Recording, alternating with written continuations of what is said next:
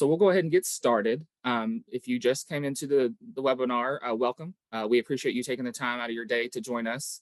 We're going to cover information on the partnership between Coursera and Ball State and the Master of Science in Computer Science program. Just a few housekeeping things. Throughout the webinar, you can ask questions, but they will be answered towards the end of the webinar. Please put your questions in the Q&A feature at the bottom of your screen. And then if you're having any technical issues, please put that in the chat. Okay, so let's introduce our speakers today. So my name is Jeremy Johnson. I am the Student Success Specialist who works for Ball State, who works hand in hand with students in the Master of Science in Computer Science program. Dr. Coy? Yes, I'm Dr. Jennifer Coy. I am the chair of the Computer Science Department and the director of the Master's in Computer Science program here at Ball State. I'm also one of the instructors. I have developed one of the first classes, the Introduction to Programming class of CS 617. So I know the program from top to bottom. So I can't wait to share some of the information with you. And Katie? Hi, everybody. My name is Katie Davis. I am the enrollment counselor that works on the Coursera side. So you'll hear some more from me later. But yeah, if you have any questions about the program prior to enrolling, I will definitely be happy to connect with you offline as well. Fantastic. Thank you, Dr. Coy and Katie. We will hear much more from them as we progress. So just give you a rundown of the agenda of what we're going to talk about today. We're going to talk about Ball State and the Coursera partnership and how it can benefit you. We'll have an overview of the program because that's pretty much why we're here. We want to know what we're getting ourselves into, how to get in, the performance-based admissions process that we used. Even though you're an online student, there are a lot of services that Ball State offers for online students. So we want to make sure that you're aware of what we have to offer for you as a student in the program, some of the costs and the registration deadlines, and then we'll end with a Q&A. So starting off with Ball State and our Coursera partnership, Coursera is one of the world's largest online education platforms. And so it really provides us with the vehicle to provide the education that Ball State wants to make sure that you're going to receive. And so it allows us to really have a worldwide reach in offering a lot of different sections of courses and having a larger availability of courses every semester so that you can progress through the program at a really quick rate in terms of just making sure that classes are available, and then also meeting the needs of your schedule, because we all have life things that we need to work around. And so this will really help you manage your schedule and making sure that you get the classes that you need in order to graduate in a fairly decent amount of time. Just as a note, we continue to design the computer science curriculum and coursework completely. If you looked at our website, we have a large section of classes available for you to go ahead and make progress. But there are still some that are being worked on because we want to make sure that when you get there, they're ready for you and you're going to have a great educational experience. And so the partnership with Ball State and Coursera is fantastic. And it's really student-centered on both sides of the park, because we want to make sure that you're getting the education that you need to either change careers, like we talked about in the poll, or to get a promotion. And so we want to make sure that we're providing some high-quality education for you. Dr. Coy? Yeah, so here's a very detailed slide. So we'll talk about this one for a little while. So the Master's in Computer Science program is a 36 credit master's degree that's broken up into about 12 classes. They're grouped into 3 sections. There's the core credits that give you the foundational knowledge that you need to understand computer science and the most common skills you would use in any career or in any promotion type situation that you find yourself in. There are 2 courses that fall into a research credit category. This is where you get a little bit of freedom, a little bit of an opportunity to do a deeper dive into some subject that really interests you within the boundaries of the class and under the guidance of the professor. And then you have 12 elective credits, which are in 4 courses that you can choose to specialize in the areas that you find most interesting. And everything is configured so that you're able to take almost everything in almost any order. There's 2 prerequisite classes that you need to take before you complete the remaining classes, and then you can take them as your schedule permits. All of our classes are 100% online. They are all 100% asynchronous, and they're self-paced. So as you get through the 16 weeks of a standard semester, you can complete that course quickly if you want, or on track if you want, or complete it in the second half of the class if you want. They are set up to give you that flexibility.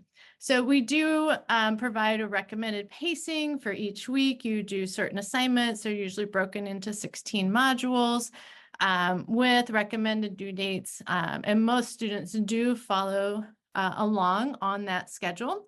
But we do get some students who are like, I've got this time, I'm just going to blitz the class and I'm going to do it in 5 weeks. And you can do that. When you log in, the course is completely ready. You can go through it at your own pace. Do note that the summer session is shorter. So if you're looking at summer session, it's the same material. It's all the same learning, all the same assignments, except on a 10-week schedule, because that's how we do it at Ball State. So it's a little more work. It's done a little bit, well, it's the same amount of work. It's just done a little faster. But our faculty are there to support you through that process. Now, one important thing is that we did design the Masters of Computer Science so that you do not have to have an undergraduate degree in computer science. And in fact, you do not have to have any computer science background. We get a lot of students who have proceeded through their career and say they're in accounting and they've gotten into a role where they're doing a bit of VBA programming and they're starting to really like the programming side of things, and they want to explore what a master's degree and perhaps switching into a career where they're writing programs in the accounting world, or they're writing programs for something else entirely, writing websites. So we do scaffold your learning. It is at the graduate level, so it's challenging, but we provide everything you need to know. You can enter into the CS 617 class having not programmed before and still be successful. That's our intro to programming class that gets you up to speed. And then the rest of the classes are scaffolded as well to get you to where you need to go. This is designed for adult learners of all educational backgrounds and career experiences. If you are experienced and you already know one specialty class, you probably wouldn't want to take that elective class. You can learn in another area. So we tried to make it as adaptable to meet your needs as we can.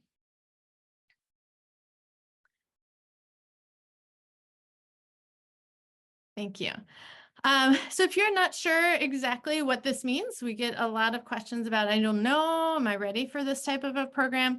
We do have 2 classes in the open content format, which means you can try them within Coursera before you enroll as a student at Ball State. So the 2 classes that we have online, CS 617 Intro to Programming, that's the zero knowledge up to a standard programmer class. You can access the first 4 weeks of that class for free on Coursera, and the same for DSCI 605, which is our data visualization class. The first few weeks of that class are available online as well. So you get all the reading materials, you get all the lectures completely for free. You get some of the assignments for free. And then some of the more advanced assignments, you do need to be a Coursera Plus member to access them. Those are like the coding inside your browser assignments. But once you complete those classes, if you choose, you can pay to get a certificate. Or if you're like, man, I really want to take the full class, then you can direct enroll in the class itself. If you can go to the next slide, there's a couple more points on that. Thank you. So you can enroll in those now. You don't have to register. You can start the work now. Summer session hasn't begun yet, but you can get the first 4 weeks of the work completed. It is the same class. It's the same quality. It's the same lectures. It's the same readings. It's the same assignments as the actual master's level class. And the best thing is the work that you do, those assignments that you complete and you turn in, if you enroll to the full version of the class, you do not have to repeat them. That transfers in automatically, is completed, and you would see our lovely green check boxes for all of those assignments. And then you start the class 4 weeks ahead. And that gives you time, you're 4 weeks ahead of everybody else that's in the class. It gives you more time to complete the work. And so it's a really great option to kind of see what it's like. Say, is this the sort of thing you want to learn? Are you comfortable with the pacing? Is the material clicking in your brain? I really like how these are set up. It's really a great opportunity. And I see a lot of students jumping in with all of that work complete. And it's exciting for me as an instructor to see that happening. Next slide, please. Yes. All right. The other thing that is a great feature about our master's program is that we do award credit for prior learning.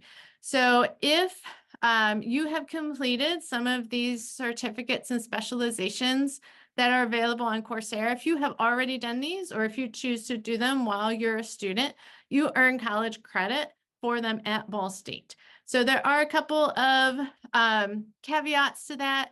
For example, the bottom one, there's Python for Everybody specialization. That's a very popular class from University of Michigan. If you complete that class and earn the specialization certificate, you can transfer that to Ball State. It comes in and replaces the requirement for CS 617. So then you would not need to take CS 617 and you can proceed to the next class. Of the other 4 certificates, you can choose 2. There is a limitation on the number of credit hours that can be transferred into the classes that those classes end up in at Ball State. But all of these are also very popular, very useful specializations, and we find students bringing those in.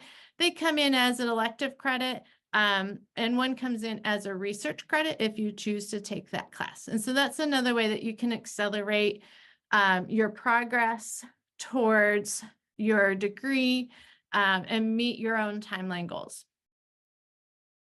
Thank you. So as you probably know, computer science is a great area for a career or an area to switch into as a career. Employment growth models are increasing. Lightcast is projecting a 12.5% nationwide growth in the field. There are many different roles that you can take. These are some of the big name job categories, software developer, network or systems engineer, back-end developer, front-end developer, or full-stack developer. Those are all web-based application jobs. Information security analyst is on the cyber side. Database developer, quality assurance engineer is kind of on the testing side for software. Very common, highly sought after, and highly paid job opportunities that this master's degree would position you for moving into that once you earn it. And now it's Katie's turn.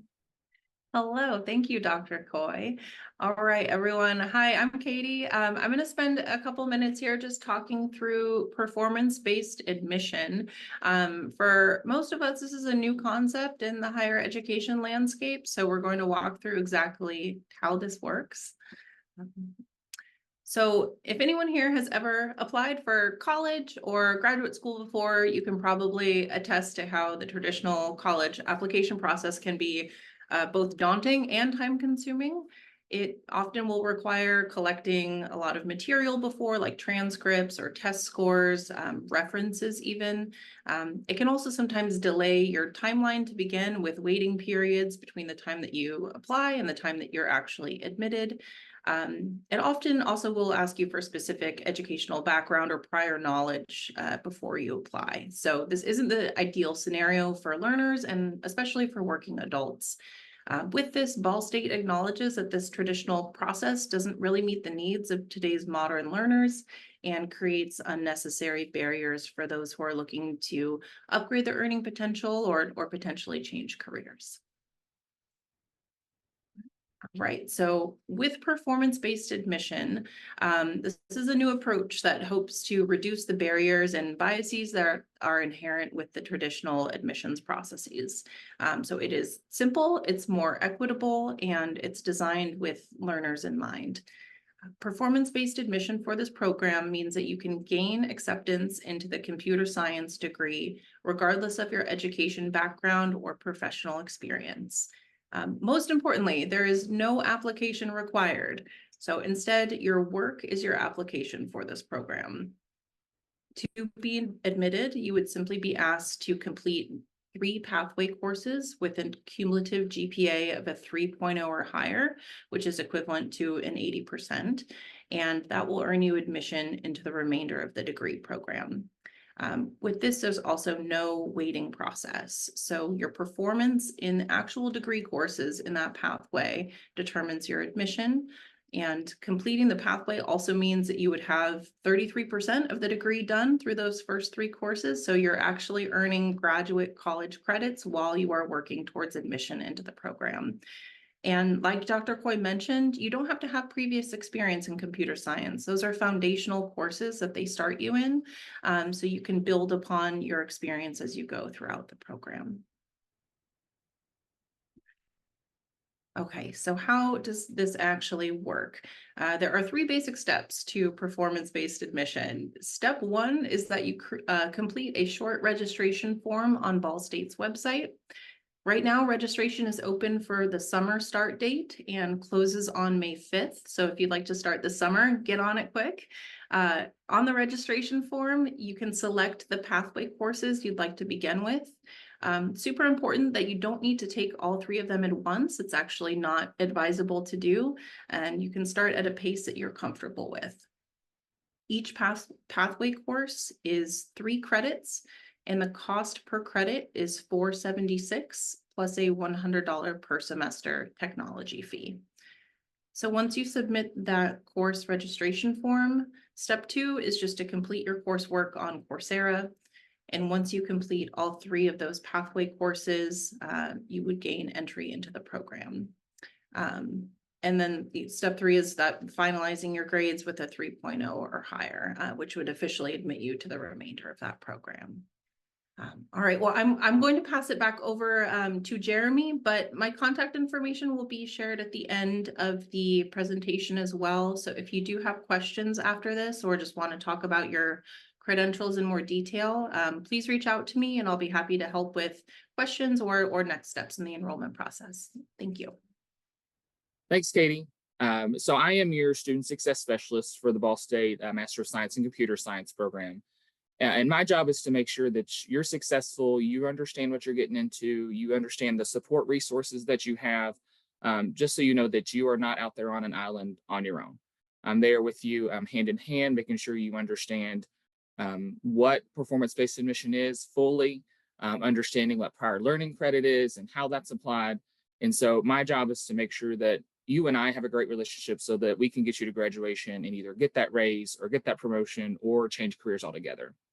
And so there are multiple safety nets involved. I'm one of those safety nets, but the other is just the registration process. We know that sometimes life happens and we thought we could do it and we just can't. And so you have a week from the start of classes to drop and receive a full refund of your payment because we get it, life happens. And so for summer semester, you have until the start of the classes to receive a full refund.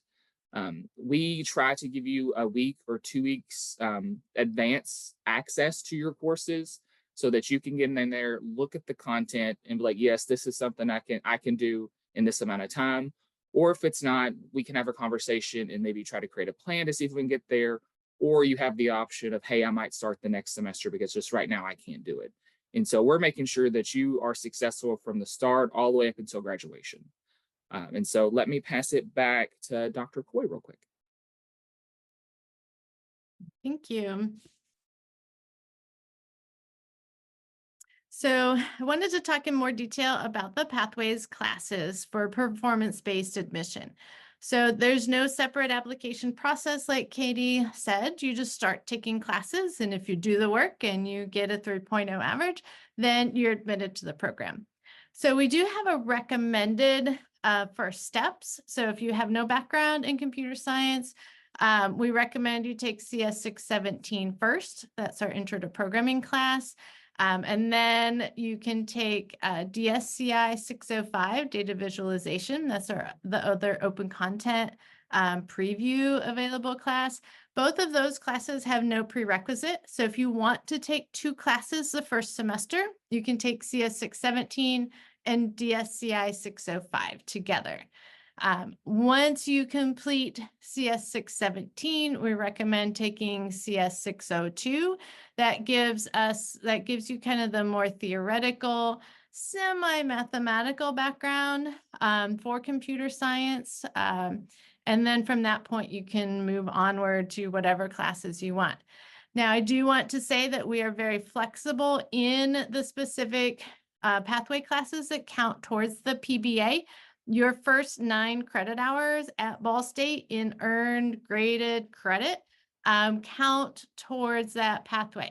So for example, if you bring in the Python for Everybody specialization and do not take CS 617, then you can take the other 2 classes and another 3 credit hour class from Ball State professors, and that would be your performance-based admissions pathway. So we want to be as flexible as possible, but these 3 classes, if you don't know where to start, that's where we recommend starting.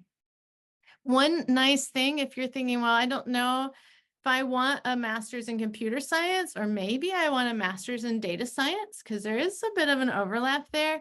If you want to decide later, these 2 classes, CS 617 and DSCI 605, count towards either. So you can take both of those and then decide, oh, I want to stay with CS, or, oh, I actually really like the data analytics, data science stuff. I want to switch over to data science masters. And you wouldn't lose anything with those 2 classes. So that's a really nice option if you're not sure exactly where you want to go.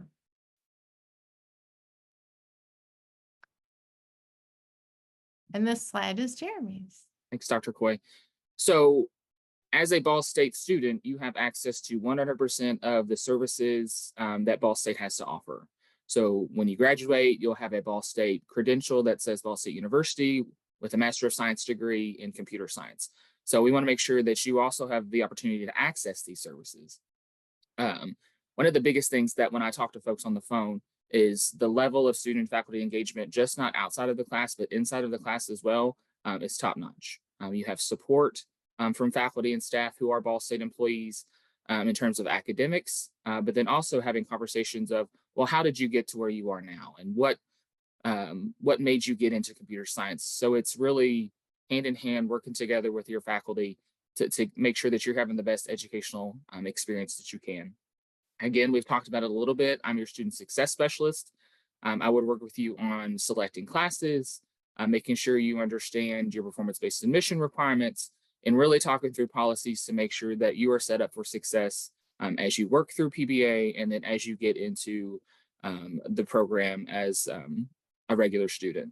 You also have access to the library. There is a chat feature on most websites that you can speak with folks from those offices. With the library, you can chat with a librarian. They can help you gain resources should you need that for a particular class. In terms of the Career Center, developing your resume, you can meet virtually live to talk over your resume, and the same with the Writing Center, should you need those services. The Learning Center, with online education, a lot of it is time management, making sure we're organized, and they have workshops and folks that can work with you to really help you manage your time and get organized should you find yourself struggling. But then also you have access to the disability services on campus. And so if that is something that you're unsure about, we can have conversations about that, and I can connect you to the resources that I think it would be beneficial for you. You also have the opportunity to engage with your fellow students. We have a Slack channel, and I refer folks to the Slack channel because sometimes we just need to know what it's like to be in a class from our fellow students. What was the class like? What was the rigor of the class? I have 2 jobs. Will I be able to manage? Those are the types of questions that you really want to ask your peers because they're the ones who have done that.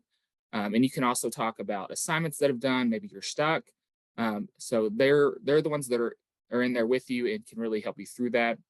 We also have email channels for your primary instructor, your course facilitators, myself, and other support staff that can help you get through any struggles that you have. And sometimes myself, I really want to hear about I did really well on this assignment. We want to make sure that you have every avenue to communicate and really feel connected, not just to the program, but Ball State as well. And then once you enroll in classes, you'll have a program handbook that will outline all of the policies and procedures and information that you would need in order to be successful. And then there's an online orientation offered for Coursera to really understand the ins and outs there. And then there's also an optional online orientation for Ball State to really go more in depth on the services that we provide to students who are Ball State students.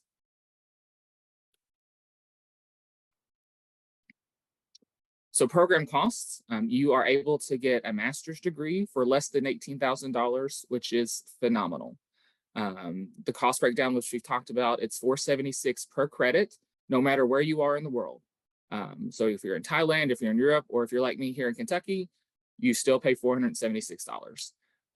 You have a $100 tech fee for up to 6 credits, and then 7+ credits or more, it is $150. And if you're like, I'm not sure how to do that, many employers provide educational assistance. So make sure that you go talk to your employers to see if they offer tuition remission or tuition reimbursement to help defray the cost of attendance. Some updates for registration. Summer registration is ongoing right now. You can register up to the start of classes. The summer term is May 13th through July 19th. And again, you can get a full refund up until the first day of classes before they start. And then fall registration will open in mid-May. And so May 21st to be exact. And that semester runs from August 19th through December 14th. And again, just to reiterate, you will gain access to your courses a week or two in advance to really look at the material to make sure that you have the time to dedicate to being successful, because those performance-based admission courses are very, very important in order for you to be successful in the program. And we can have conversations on that to really talk about your plan and how to get you to where you want to go. So I'm going to pass it over to Katie. Hi, thank you, Jeremy. Okay, so I am thinking about our session today, compiled some frequently asked questions that I received from students on the phone who are considering the program that I thought would be really appropriate to have our experts, Dr. Coy and Jeremy, be able to answer for us today.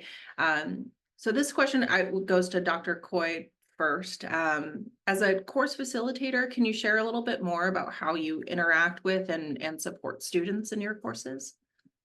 So we have quite a few faculty, Ball State, computer science, full employee faculty that work with each of these classes.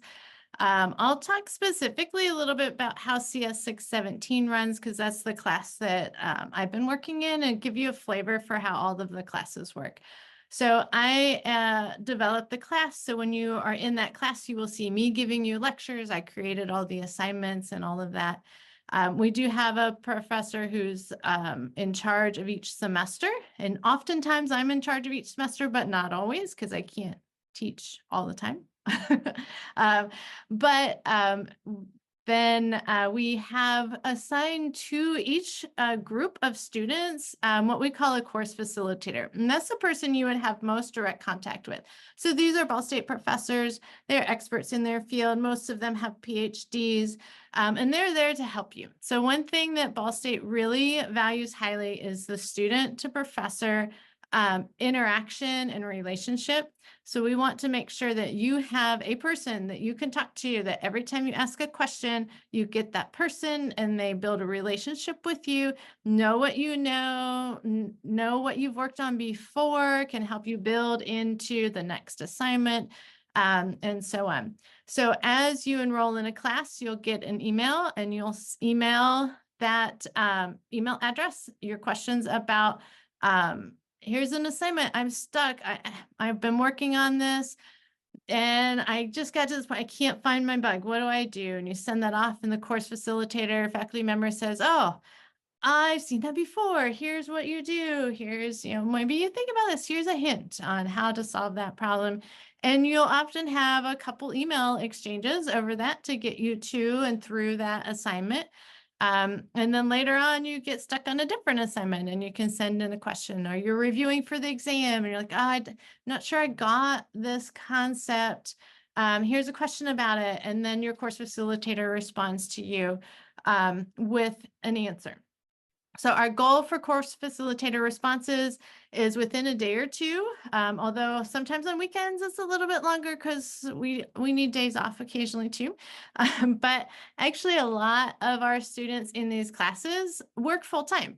And so the questions come in the evening, the questions come in over the weekend, and we do try to answer those as quickly as we can when they come in. And we make sure that you get the response that you need. So you still have that relationship directly with a faculty member who's an expert in the area. And since these are larger classes, we assign smaller chunks of students to each faculty member so that we get to know you as we proceed along. Thank you, Katie. That's great. Thank you so much. Okay, I think this next question is going to Jeremy. Yeah, so Jeremy, in your role as a student success specialist, what role do you play in supporting students during the program as well? Great. Thanks, Katie. So my job is to obviously make sure that you're successful and understand what you're getting yourself into. But also my job is to help you break down any barriers that you might have in terms of accessing services, understanding policy procedure, and making sure that you are on a path to graduation in whatever time frame that is for you. So questions like, where do I turn in my prior learning credit form? Who do I call if I have questions about paying my bill, or I need a transcript, or, I am using employee tuition remission. How can I get a receipt to turn in with my paperwork? So I am the Ball State side of the house, and making sure that you understand what Ball State has to offer, the requirements of you, and making sure that you're on a good path to get to where you want to go. And I recognize that you're adult learners, and so I've altered my work schedule for Sunday through Thursday to give you all access to me face to face in a virtual formatting on Sundays, because sometimes just talking over the phone doesn't cut it. I'm a visual learner. I like to see things, and so I try to make sure that I'm providing you with opportunities to see things in multiple modalities, so that you can really understand what we're trying to talk about. Once you get close to gaining full admission to the program, you have the opportunity to meet with me, and we'll lay out a plan for the rest of your courses. I provide you with a document so you can track your courses and your grades. And so I'm just here to make sure that I can knock down any wall or barrier that's in your way, so that you can get the degree that you're paying for and that you're working really hard for. That's great. Yeah, Jeremy, when I explain your role to prospective students, I say, if you never know who to contact Jeremy. He's kind of your go-to throughout the program. So that's great to have a resource like that for people. I appreciate that. Yeah. Okay. So I think this would be probably more towards Dr. Coy, but curious to hear if there are any opportunities for additional projects or research work that students could do with the faculty. So we do have a number of research project classes, and I think that I saw something on the Q&A about which classes are those. There's a link in the webinar chat to go to see the whole program, and you can check that out. So I'll just read the titles of the research classes that we have available. So we have CS 626, Artificial Intelligence, CS 668, Graphs, Algorithms, and Applications, and CS 681, Applications of Computability. And that class, CS 681, includes a little module on quantum computing, which I'm super excited. Like, that sounds so cool to me. But anyway, so in those classes, you'll work on research projects, which are more independently guided projects within boundaries set by the professor that are related to the course material. And that gives you a taste for what research is. We do not have like a master's thesis in this program because it is aimed primarily at people who want to scale up or switch careers. Not so much of people who want to go on to a graduate program and PhD in CS, although that is probably an option. So we don't have a research thesis requirement, but we do give you a chance to dabble in interesting research projects through these 2 classes. And is there an opportunity for more? Well, we have quite a few faculty on the computer science program who have active research projects. And so after you complete some of that work and you're getting towards the end of your program, you're welcome to reach out to the faculty and say, hey, I'm a graduate student and I'm interested in this work you're doing. Is there something that I could, explore with you? And so, part of that is volume, like each professor can't take 100 people. And part of that is interest. If you're not interested in what they're interested in, or, if it's not a good skills match, it might not work out. But there are opportunities for that. We do have quite a few faculty that have very active research groups and welcome additional help, because there's always more research, more work to do, right? So there are some opportunities, yes. Fantastic, thank you. Okay, I guess this would be to both of you, whoever wants to jump in first, but what advice would you have for students who are new to computer science as a field? Yeah, so I'll take that one. So I get people who show up and say, gosh, I just don't know if I can do it. It looks so hard. I mean, what, I don't know. Can I do it? I want to do it. And I really, really believe that you can do computer science if you're willing to work hard and ask questions. You don't have to be a rocket science. You don't have to do calculus equations in our master's degree. Like, we have a little bit of math, but it's more like what you need in an if statement, if this and this, or this other thing. Or it's math that's directly related to the foundations of what we do in computer science. Why does a program run slow? How do you make it run faster? But we present that to you in a way that we give you everything you need to learn the math side. So don't let the math scare you. It's mostly not math.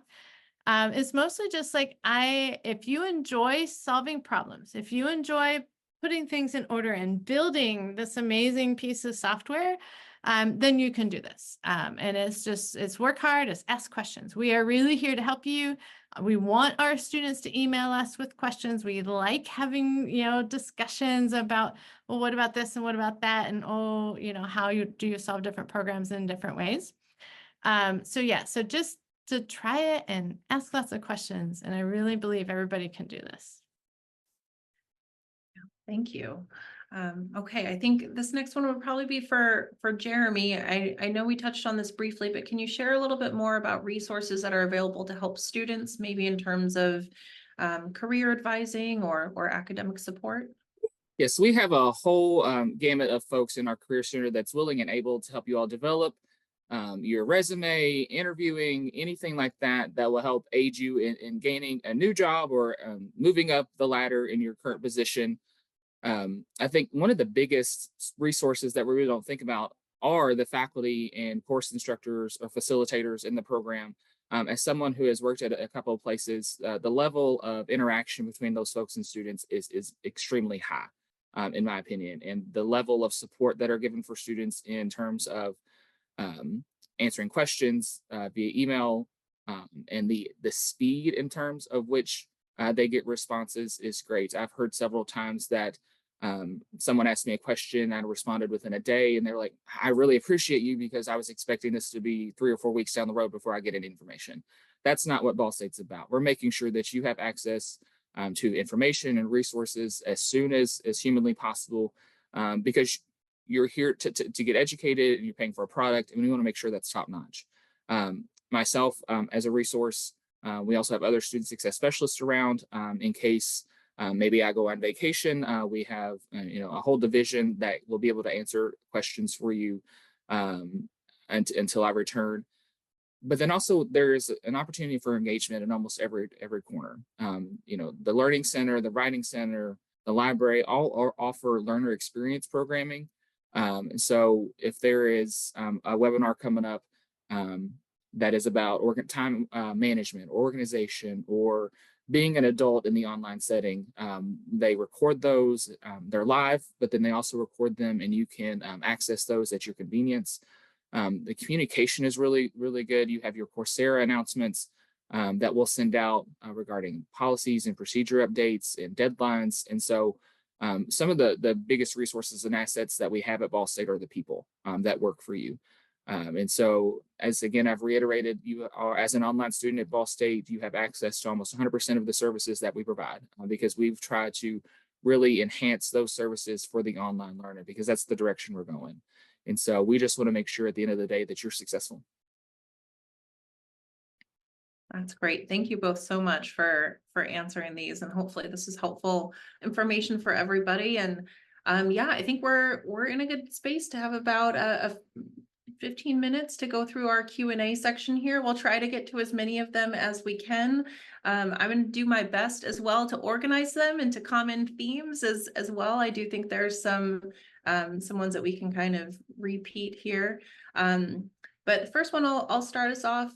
Dr. Coy, could you discuss a little bit more about the programming languages that we will go over in the program, and kind of in addition to that, the mode of assessment in the classes as well? Are there tests? Are there projects? How are people graded?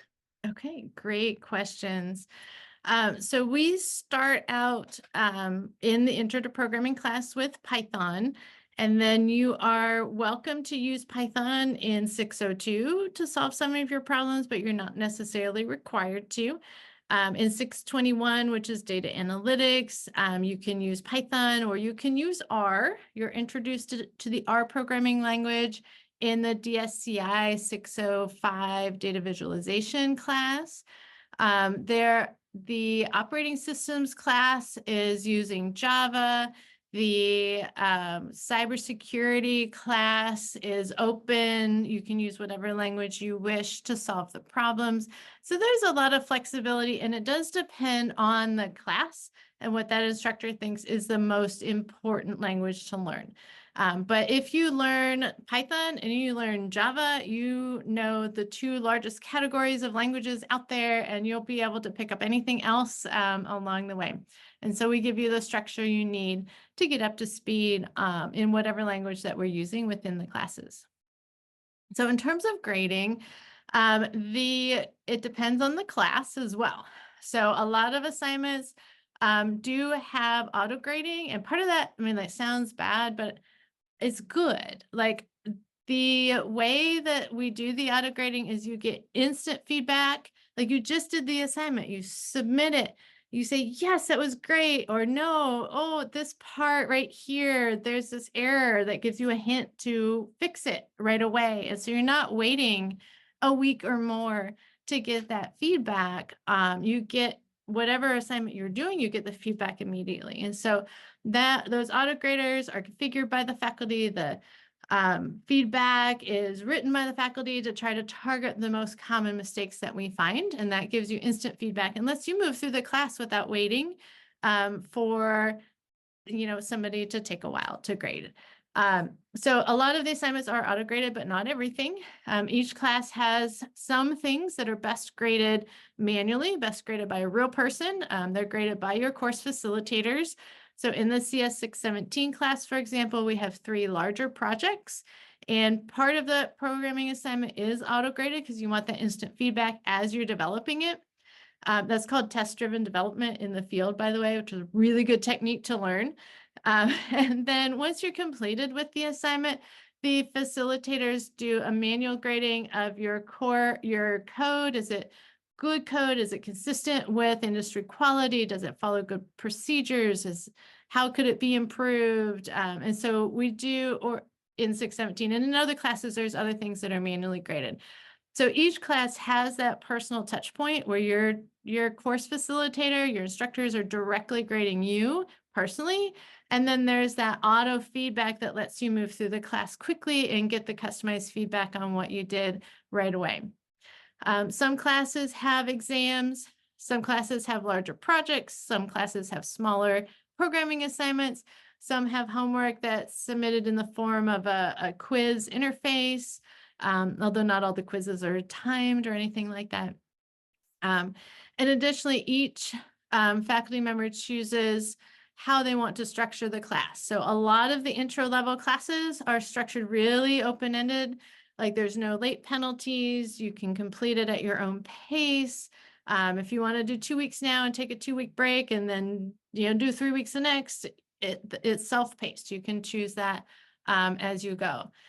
There's often multiple attempts at assignments.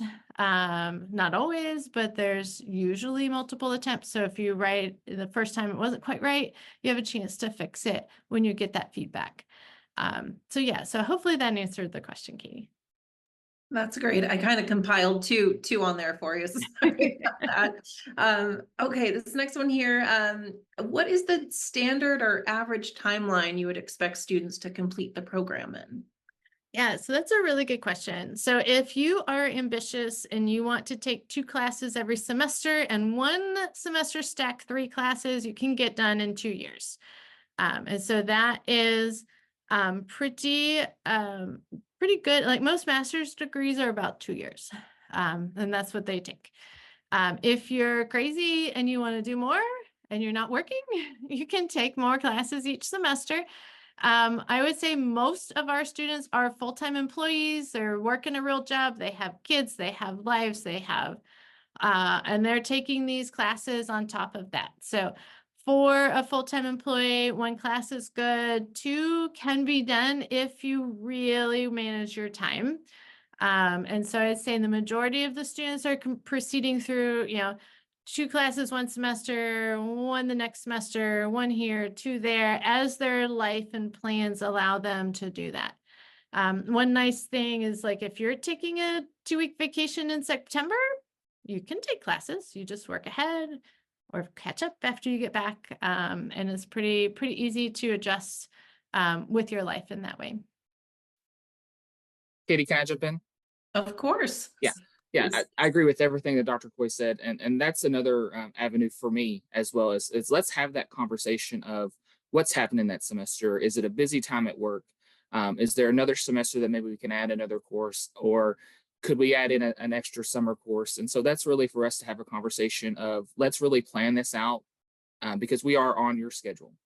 And so that's the asset of having myself and other folks around to really talk that through and think about things that you might not know, because again, you've never done those courses where we have talked to folks who have done that. And so the biggest thing that I would say is to make sure that you communicate with your instructors and myself in regarding decisions about how you want to plan your courses, because again, we want to make sure that life is smooth, classes are smooth, so that we can get to where we want to go.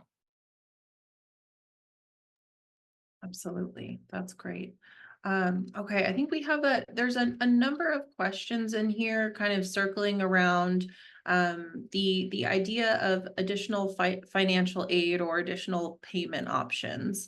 Would either of you be able to speak to kind of what options may be available for students other than paying out of pocket? Yes. So there is the option that we've talked about is tuition remission from your employer. There are also options of private loans that whether it's through your bank or other vendors within your communities. Now, once you are through your performance-based admission and are regularly admitted to the program, you have the option to apply for federal financial aid. And so depending on your eligibility, you could complete the FAFSA.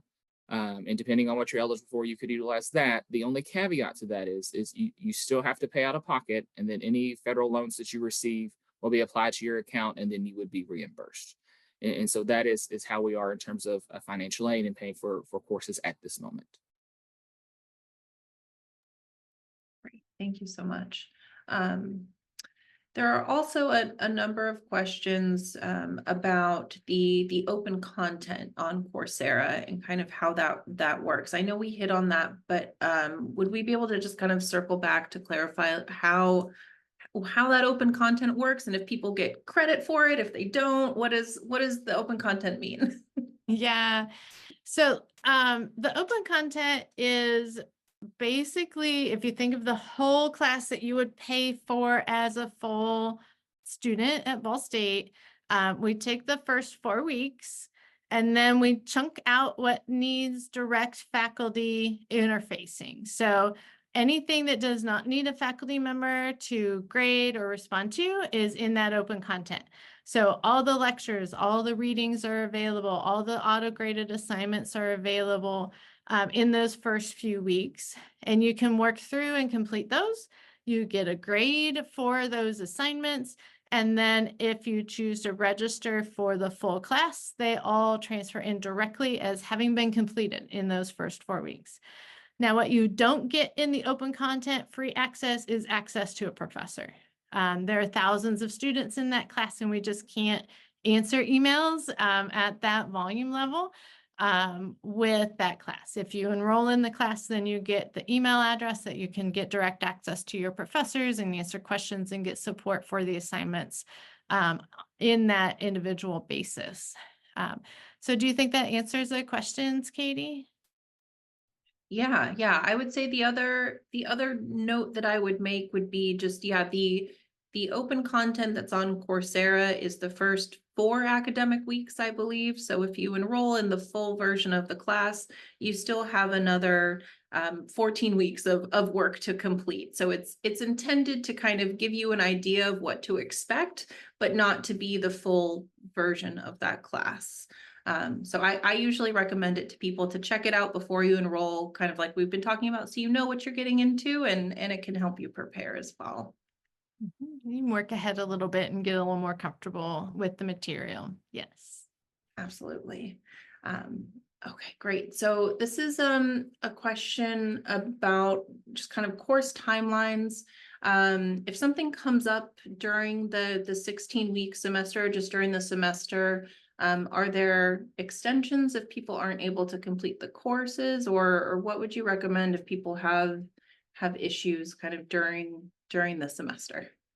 So I'll make a comment and then Jeremy can take it after that.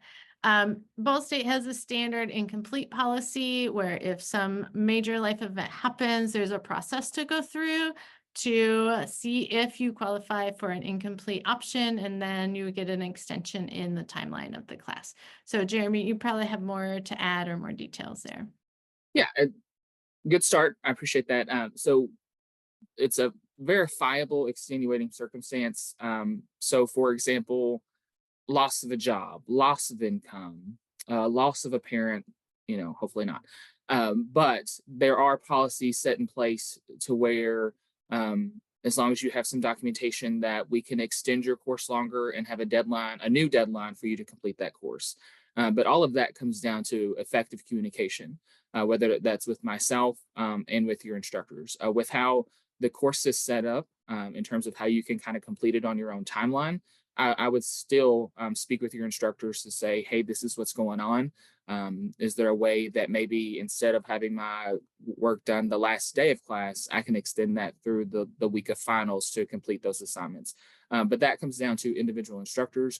But there are policies in place for major life events, for things that really just stop you from doing what you need to do, to where we can try to work something out to extend your time in that class to make sure that you have ample opportunities to finish your assignments and tests. Perfect. Thank you very much. There are also some general questions, both about if they've taken prior coursework in the field, either on Coursera or maybe outside of Coursera through another university or a boot camp. What would be the best process for people to understand if that credit could be used in the program? Yeah, so we do have a pathway. If you have a prior degree in a Bachelor of Science or a Bachelor of Arts in Computer Science, you can have the first CS 617, 6602 waived. And so then you would not need to take those and you could jump right in on the other classes. For other degrees, other experience boot camps, we do not offer any waiving at this point, although you're welcome to complete the Python for Everybody class on Coursera, and then that comes in as CX 617, and that gets you moving forward as well. To jump in, we also accept transfer credit. So you had started a master's degree at another institution, and life happened and we weren't able to finish. There is an avenue for you to transfer in credit once you are admitted to the program. But for example, say you've taken a course really similar to CS 617, since that's such an individualized time frame or experience, email us or myself or Coursera, and they can connect you with us to really see if you can get that credit applied to your academic record, because we want to make sure, as long as it was done within 6 years, It meets the curriculum of the program, and Dr. Coy or whoever the chair is at the time that you decide that you want to do it approves, and you have a B in the course. There is a process there to have that reviewed and see if it can be applied to your academic record. Perfect. Okay, we have a couple questions. I think this may be our last couple ones we have time for here. But is there for this program any kind of requirements for the TOEFL or any English proficiency requirements that people need to prepare? There is not, which is fantastic. As someone who took the GRE, if you don't know what that is, don't worry about it. We want to make sure that there are no barriers to access higher education. And so, again, no transcripts, no applications, no test scores. Simply, if you have the time and you want to do it, we want you here. Perfect. Okay. Yeah, I think I think that is pretty much getting us at time. Jeremy, do we want to share the contact information back on the slide? I know that there are a lot of questions to answer about the program. If you do have any follow-up questions or just want to talk about your individual situation, this QR code will take you to my calendar. Please schedule a time on there that would work for you, and I can call you and talk through any follow-up questions or just anything specific to your situation. But I'm here on the Coursera side and happy to help kind of prepare you to complete your research and hopefully start the program with us soon. So please do reach out if there is anything we can help with. Yeah, and Katie, this will be emailed out. And so if you missed anything, feel free to go back and review it, and you'll have access to the information that we provided. But same as Katie, feel free to reach out to anyone, and we will be able to get you to where you want to be.